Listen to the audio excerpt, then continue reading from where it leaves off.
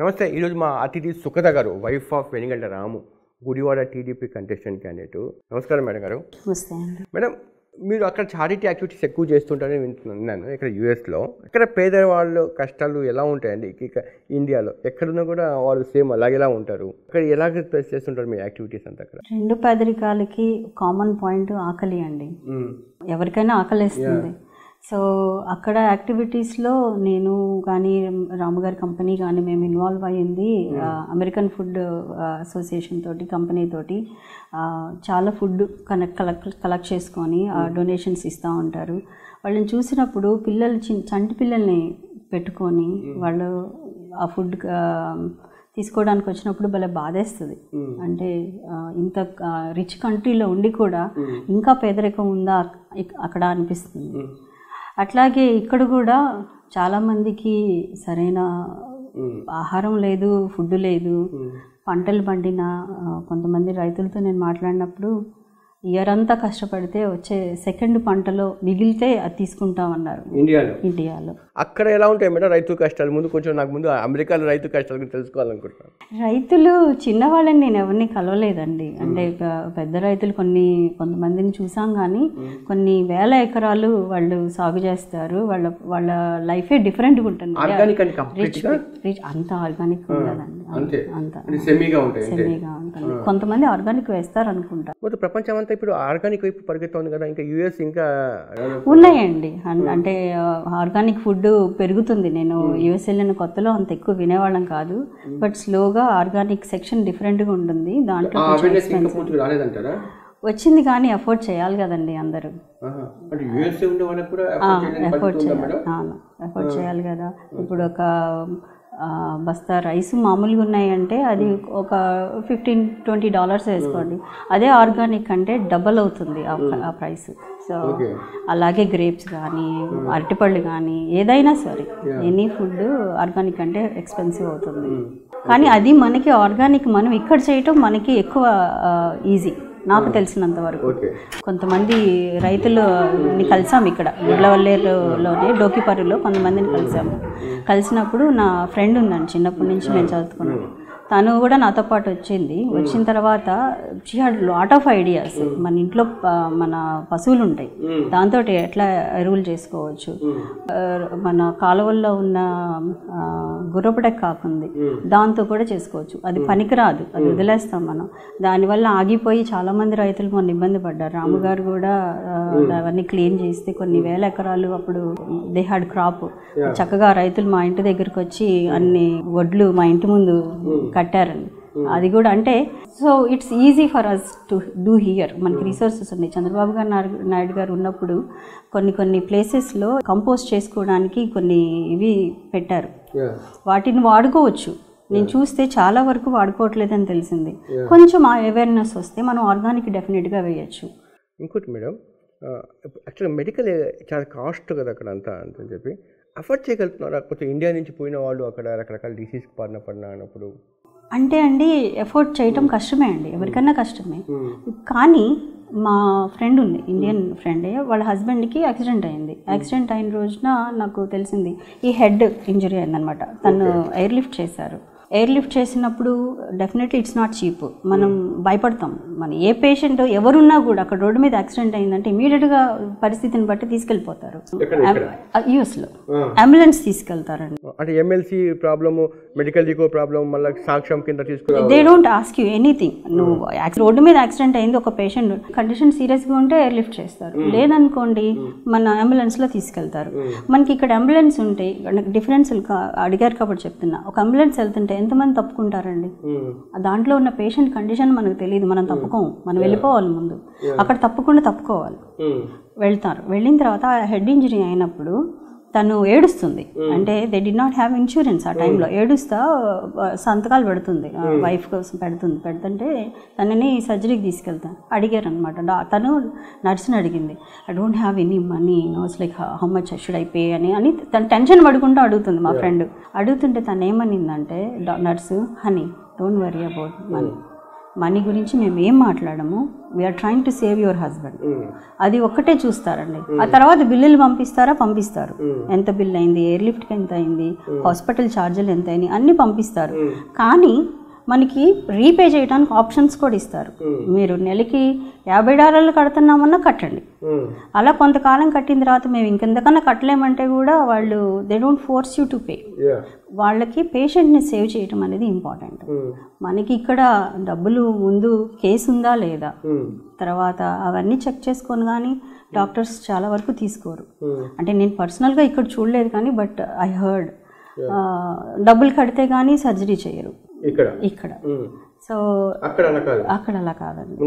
ముందు medical emergency ఏదైనా life is important than money. అలా చాలా హాస్పిటల్స్, ఏ హాస్పిటల్ ఉంటే ఆ హాస్పిటల్ దగ్గరలో తీసుకెళ్ళిపోతారు. మరి అక్కడ మీరు సర్వీస్ యాక్టివిటీ చేసినప్పుడు బాగా మనసుకి నచ్చింది అనిపించింది ఎలా ఉంటుందండి? యాక్చువల్గా ఇక్కడ ఆ రకంగా ఇంప్లిమెంట్ చేస్తే బాగుంటుంది అనుకున్నవి డెఫినెట్లీ ఫుడ్ బ్యాంక్ అండి నెంబర్ 1. అంటే ఆకలి అనేది ఎవరికైనా ఆకలి, ఇందాక నేను చెప్పినట్టు. నెంబర్ 2 సర్వీస్ యాక్టివిటీస్ అని నేను ఇంకొకటి రామగారు మేము కంపెనీతో పాటు చేసిన ఇంకొక యాక్టివిటీ అంటే అమెరికన్ క్యాన్సర్ సొసైటీ తోటి పనిచేయటం. దానికి కూడా రామగారి ఆఫీస్లో అంటే ఎవరైనా మనకి దగ్గరగా ఉన్న వాళ్ళు స్ట్రగుల్ అయినప్పుడు మనకి అర్థం అవుతుంది ఆ ప్రాబ్లం ఏంటి అన్నది. సో ఒక ఎంప్లాయీ అలా మా దగ్గరకు వచ్చినప్పుడు రామగారితో పనిచేసేటప్పుడు నాకు తనకి లంగ్ క్యాన్సర్ ఉందని తెలిసిందప్పుడు. ఆ పాప ఇండియా నుంచే వచ్చింది, విజయవాడ అమ్మాయి. తనకి ఫస్ట్ బ్రెస్ట్ క్యాన్సర్ వచ్చినప్పుడు ఇండియా వచ్చి తన ట్రీట్మెంట్ తీసుకొని మళ్ళీ వెనక్కి వచ్చిన తర్వాత రామగారి కంపెనీలో జాయిన్ అయింది. నాకు తెలిసేటప్పటికి లంగ్ క్యాన్సర్ ఉంది. తను స్ట్రగుల్ అయ్యేటప్పుడు మేము క్లోజ్గా చూసాము. రామగారే మళ్ళీ ఇండియా కొంతమంది డాక్టర్ అయితే చెప్పారు కూడా, నువ్వు ఇండియా వెళ్ళిపోవాలంటే వెళ్ళిపోమ్మా అంటే she pick to stay with us. మా ఇంట్లో కొంతకాలం ఉండింది. మేము మా పాప కూడా చాలా ఫ్రెండ్లీగా ఉండేది. నేను కూడా ఆల్మోస్ట్ ఎవ్రీడే మాట్లాడేదాన్ని. తన 4 years journey we watch closely. అందుకని అట్లా క్యాన్సర్ సొసైటీ తోటి అసోసియేట్ అయ్యి ఇప్పుడు చాలా ప్రోగ్రామ్స్ చేస్తున్నామండి. అంటే రామగారికి ఉన్న అన్ని బ్రాంచెస్లో కూడా అమెరికన్ క్యాన్సర్ సొసైటీ తోటి వాళ్ళకి వెళ్ళటం, వాళ్ళకి హోప్ లాడ్జ్ అని ఉంటుంది. Any cancer patient can go there. వాళ్ళ ట్రీట్మెంట్ అయ్యేదాకా వాళ్ళు అక్కడ ఉండి హాస్పిటల్ దగ్గరలో ఏదన్నా ఉండి ఫ్రీగా వాళ్ళతో పాటు ఒక అసిస్టెంట్ ఇద్దరు ఉండి వెళ్ళొచ్చు అనమాట. అట్లా వాళ్ళకి మేము డొనేషన్స్ రేజ్ చేసాము. తర్వాత ఏంటి, వాళ్ళకి ఫుడ్ వండి పెట్టాము. మంచిగా ఇండియన్ ఫుడ్ వండాము, కొంతమందికి అమెరికన్ ఫుడ్, అంటే డిఫరెంట్ కొన్ని క్రిస్మస్ యాక్టివిటీ చేసాము. సో అలా చాలా చేసామండి అవి కూడా. సో మనసుకి నచ్చింది అంటే ఎక్కడ నీడ్ ఉంటే అక్కడ ఆ టైం ఇట్స్ జస్ట్ జర్నీ కదా మేడం. ఇక్కడ మీకు కనిపించిన ఏదో ఒకటి మీకు ఒక హార్ట్ టచింగ్ లాగా అనిపించే ఇన్సిడెంట్ ఏముందండి ఇక్కడ కష్టాలు సంబంధించి తిరుగుతున్నప్పుడు? చాలా ఉన్నాయండి. నెంబర్ 1 నీళ్ళు. అగైన్ ఆకలితో నీళ్ళు కొంచెం నీళ్ళు తాగి కడుపు నింపుకునే వాళ్ళు కూడా ఉన్నారు. నేను కొన్ని ప్లేసులు చూసినప్పుడు ఒక సింగిల్ కేస్ స్టడీ అనుకున్నప్పుడు బాగా నీళ్ళు అండి, మంచి నీళ్ళు. ఆ చెరువుల్లో నీళ్లు తీసుకొచ్చి నేను ఒక ఊరు వెళ్తే బకెట్ నీళ్ళు తీసుకొచ్చి నా ముందు పెట్టి, మేడం ఇదే నీళ్ళు మేము తాగే నీళ్ళు, ఒకలాంటి గ్రీన్ కలర్లో ఉన్నాయి. ఆ నీళ్లు చేత్తో పట్టుకుంటే ఎన్ని జర్మ్స్ వస్తాయో అని అంత భయం వేసింది నాకు. చిన్న పిల్లలు ఉన్నారండి. నా పిల్లలకి నేను ఆ నీళ్లు పట్టగలనా, ఆ నీళ్ళతో స్నానం చేయించగలనా, ఆ నీళ్లతో వండగలనా? ఒక రోజు కాదు, ఒక పూటగా ప్రతి పూట అట్లాంటి నీళ్లు తాగి బతకటం అనేది, అట్లాంటి నీళ్లు తాగి ఎన్ని రోగాలు వస్తాయి, వాళ్ళ లైఫ్ స్పాన్ ఎట్లా మారుతుంది, అలాంటి నిజంగా అది చాలా బాధాకరం అండి. నేను చూసిన వాటిల్లో మెయిన్ ప్రాబ్లం నేను అనుకున్నది నీళ్లు. కేస్ స్టడీస్ ఏదైనా ఉమెన్ సంబంధించింది ఏదైనా మీకు బాగా కలిగింది ఏముంది, వీళ్ళకు ఏదో చేయాలని అనుకున్నవి? రాము గారు ఫ్రీక్వెంట్గా అంటే జనాలు కలిసిన తర్వాత, అంటే ఎస్పెషల్లీ నేను అవుట్ సైడ్ గుడివాడ చూసింది ఒకటి, నేను ఇక్కడికి వచ్చిన తర్వాత నేను అనుకున్నది ఒకటి, ఇప్పుడు చూస్తున్నది ఒకటి అండి. మా పెళ్ళైన కొత్తల్లో మా అత్తగారు ఇంటికి పండగకి రమ్మని పిలిచినప్పుడు నేను మా డాక్టర్ని అడిగాను. నేను అప్పుడు ప్రెగ్నెంట్. డాక్టర్ గారు, నేను ఇట్లా మా అత్తగారు రమ్మంటున్నారండి పండగకి, నేను వెళ్ళొచ్చా అంటే, ఏం గుడివాడ రోడ్డు మీద గంటావా అన్నారు. కొల్లి శారద గారు ఫేమస్ డాక్టరు, గైనకాలజిస్ట్, తను నా డాక్టర్ అండి. అయితే నేను అప్పుడు రాలేదు, దట్స్ ట్రూ. బట్ ఈ టైంకి కూడా, ఇన్ని సంవత్సరాల తర్వాత కూడా ఎనీ ప్రెగ్నెంట్ లేడీ నిజంగానే వెళ్ళగలుగుతారా? ఇప్పుడు మనకి ఫెసిలిటీలు ఉన్నా లేకపోయినా ఒక ఊరు నుంచి 12 కిలోమీటర్ల దూరం ఉన్న ఒక ఊరికి వెళ్ళామండి మనము. మాకు 45 నిమిషాలు పట్టింది. ఒకళ్ళకి సీరియస్ అయింది కండిషను. ఆ ప్రెగ్నెంట్ లేడీని గుడివాడ తీసుకొని రావాలంటే ఎంత టైం పడుతుంది? ఫెసిలిటీలు ఉన్నాయి రోడ్డు మీద. ఈ రోజు కూడా అదే పరిస్థితి ఉంది. అదొక ఇష్యూ అండి నేను చూసింది. తర్వాత రాముగారు నన్ను ఒకటి అడిగారండి. నేను అడిగాను అనమాట, what do you think I need to do అని నేను అడిగితే, నీకేమన్నా చేయగలిగితే గో టాక్ టు ఉమెన్ అని చెప్పారండి. సో నేను కొంతమంది మా తమ్ముడి హెల్ప్ అలా తీసుకొని బయట I started talking to women. నేను కలిసిన వాళ్ళల్లో 90% or more they not working. కొంతమంది గ్రాడ్యుయేట్లు ఉన్నారు. నేను ఎంఏ చదివి ఎంఏ గోల్డ్ మెడలిస్ట్ పాపను ఒక అమ్మాయిని కలిశాను. ఏం చేస్తున్నావు అమ్మా? కొరియర్ వర్క్ వెళ్తున్నాను మేడం. నువ్వు గోల్డ్ మెడలిస్ట్ కదా అంటే, నువ్వు జాబ్ ట్రై చేస్తున్నాను మేడం, రికమెండేషన్ కావాలి. నాతో లేదు. ఒక స్త్రీ శక్తి ద్వారా మనం టైలరింగ్ ప్రోగ్రామ్ పెట్టామండి. ఇప్పుడు బ్యూటిషియన్ కోర్స్ కూడా స్టార్ట్ చేద్దాం అనుకుంటున్నాము. It's in the process. So tailoring నేర్చుకున్న వాళ్ళు కూడా వచ్చిన వాళ్ళలో నేను ఎంతోమంది ఇక్కడ చదువుకున్నారంటే, కొంతమంది చేతులు ఎత్తారు. BA BEd నర్సింగ్, తర్వాత ఇంజనీరింగ్ ఫైనల్ ఇయర్. ఏంటండి మీకు జాబులు అంటే, జాబులు లేవు మేడం, టైలరింగ్ చేసుకుంటే కనీసం మావన్నా మేము కుట్టుకోగలుగుతాం కదా అని. సో అలాంటి చాలా ప్రాబ్లమ్స్ ఉన్నాయండి ఉమెన్లో. కొంతమంది అయితే యంగ్ విడోస్, 20 ఏళ్ళు 23 ఏళ్ళు చిన్న పిల్లలు. ఎలా చనిపోయారమ్మా మీ హస్బెండ్ అంటే, తాపి పని చేస్తే పైనకి పడి చనిపోయారు మేడం. ఎవరన్నా ఉన్నారా? అమ్మ నాన్నగారు ఉన్నారు కానీ చాలా పూర్ అండి, నాకు హెల్ప్ చేయలేరు. అలాంటి చాలామందిని కలిసానండి నేను. సో మేమేం చేసామంటే, ఒక చిన్న నా ఫ్రెండ్ ఒక అమ్మాయి ఉంది, తనకి టైలరింగ్ చేసేవాళ్ళు కావాలి. తనని కొంతమంది మన దగ్గర ట్రైనింగ్ నేర్చుకున్న వాళ్ళకి అసోసియేట్ చేశా. తను మాట్లాడుకుంటుంది, తను మెటీరియల్ పంపిస్తుంది, ఇంత వీళ్ళతో కుట్టించుకుంటుంది. తను these are the things I started after like ఈ 2 monthsలో నేను స్టార్ట్ చేశాను. కేస్ స్టడీస్ ఇందాక మీరు మాట్లాడేటప్పుడు మామూలుగా ఆఫ్టర్ ఇక్కడ ఒక సెక్స్ వర్కర్ స్టోరీ చెప్పుకొచ్చాడు. సేమ్ ఇట్లాగే కలిసినప్పుడు ఒక అమ్మాయిని మాట్లాడుతా జస్ట్ చేయబట్టుకున్నా అండి. జస్ట్ హోల్డ్ షేక్ హ్యాండ్ ఇద్దామని. ఎందుకు పట్టుకున్నానో నాకు I was holding her hands. She started crying. ఇంకా అసలు ఆపట్లేదు. ఇట్లా అంటే తనకి మా ఇద్దరికి పెద్ద పరిచయం కూడా ఏం లేదు. అమ్మాయి ఏడుస్తూ ఉంటే నేను తర్వాత ప్రైవేట్గా మాట్లాడతానమ్మా అంతా అయిపోయిన తర్వాత అని ప్రైవేట్గా మాట్లాడితే తను అంటే పక్కన ఉన్న వాళ్ళు చెప్పారు, తను చెప్పలేకపోయింది. చెప్పింది ఏంటంటే 11 o'clock దాకా షీ వెయిట్స్. హస్బెండ్ ఏమన్నా ఇంటికి ఫుడ్ తీసుకొస్తారేమోనని, లేకపోతే డబ్బులు ఇస్తారేమోనని. పిల్లలు ఉన్నారు. ఏంటంటే తను తేకపోతే and then she brings money home. నిజంగా అది చాలా దారుణం అండి, చాలా దారుణం. నాకు ఆ వయసు ఉన్న పిల్లలు ఉన్నారు, నాకు ఆడపిల్లలు 2 ఆడపిల్లలు ఉన్నారు. I could not digest that. How can somebody do that again? The cause is ఆకలి. ఆ మార్గం తప్ప ఇంకొకటి లేదా? వాళ్ళు చదువుకున్నారు, బయటకు వెళ్తే ఉద్యోగాలు లేవు, ఏం చేయలేని పరిస్థితి. అందరికీ అవకాశాలు రావు, అందరూ ఏం చేయలేరు. అంటే మనం ఉన్న లొకాలిటీని బట్టి కూడా ఉంటుంది. That is one thing definitely want to talk. మేడంని కలిసాను నేను.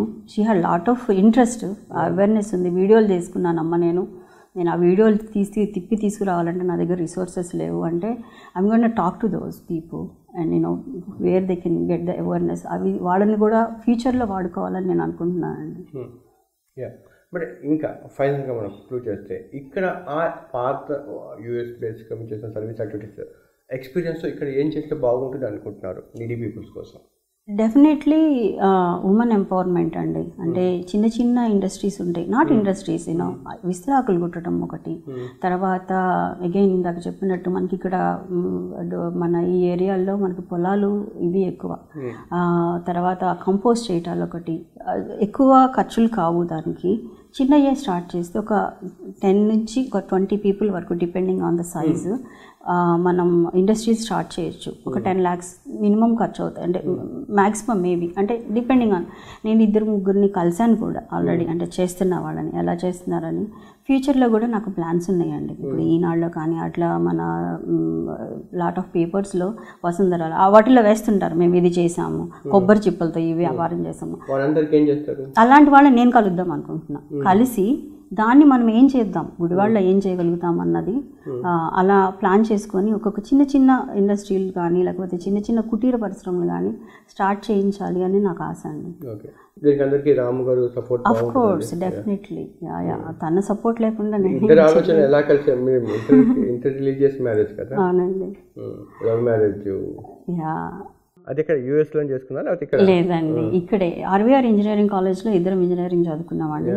దాని నా క్లాస్మేట్, మంచి ఫ్రెండ్, అంటే ఫ్రెండ్స్ గ్రూప్ ఉంటుంది కదా, అట్లాగే ఫ్రెండ్స్ అలా కలిసాము. ఇంటర్ రిలీజియస్ మ్యారేజ్ కి ఆ రోజు మీ ఇంట్లో వాళ్ళు ఒప్పుకున్నారా? మా ఇంట్లో ఒప్పుకోలేదండి. సినిమా స్టైల్ మొత్తం సినిమా స్టైల్. మా అత్తగారు ఒప్పుకున్నారు. మా అత్తగారి గురించి నేను అంతన్నా చెప్పగలను. She's my mentor, she's my Ramu గారి కన్నా కూడా ఒక ఇంచు నేనంటే ఎక్కువే ఇష్టం. మా అత్తగారు నిజంగా నన్ను చాలా ప్రేమగా చూసుకుంటారు. నేను అంటే నేను కొంచెం రిలీజియస్గా కూడా నాకు భక్తి ఎక్కువ, నాకు దేవుడు అంటే నమ్మకం ఎక్కువ. నన్ను ఎప్పుడూ ఆపటం కానీ అంటే ఇప్పుడు ఇద్దరు మనుషులు మనసుతో కలవడం కాదు, ఇద్దరు రెండు కల్చర్స్ కలవడం కదా. చాలా ఎప్పుడు రాలేదంటారా? ఆ డిఫరెన్సెస్ ఎప్పుడూ రాలేదండి. నాకు పెళ్ళై 30 సంవత్సరాలు అయింది. ఈ రోజు కూడా మా ఇంట్లో కూడా మా పేరెంట్స్కి రాము ఏది తెలిసి, అంటే మా మమ్మీకి అయితే ఎస్పెషల్లీ ఫస్ట్ థింగ్ ఏది జరిగినా ముందు రాముగారికి కాల్ చేసి చెప్పాలి. She loves him so much. Same thing మా అత్తగారు కూడా నాతోటి. మేము ఇద్దరు ఫ్యామిలీస్, మాకు ఎప్పుడు ఆ డిఫరెన్సెస్ రాలేదు. నెవర్. నమస్కారం మేడం. నమస్కారం అండి. నమస్తే, నేను మీ జాఫర్. మీకు నేను మా టీం చేసే వర్క్ నచ్చితే మీరు సబ్స్క్రైబ్ చేయడం మర్చిపోవద్దు. సబ్స్క్రైబ్ చేయడంతో పాటు పక్కన ఉండే బెల్ ఐకాన్ కూడా ప్రెస్ చేయండి.